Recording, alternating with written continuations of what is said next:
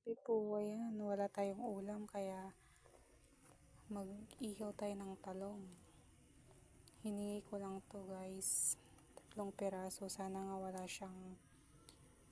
wala itong uod para may maulam tayo guys. Lalagyan natin ng itlog guys, itutorta natin siya. Ayan.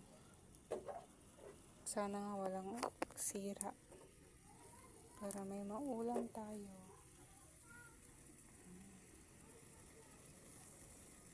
Ang piraso lang guys, hiningi ko lang guys.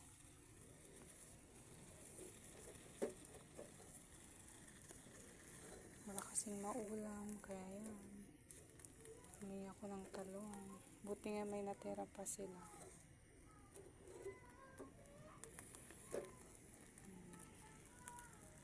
Bye guys. Ayan na guys, buti na lang walang uod ang ating talong ngayon guys.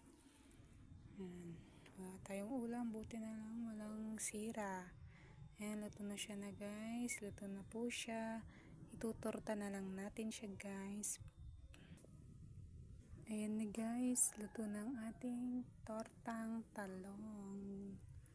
Ayan, may ulam na tayo guys. Magandang gabi po.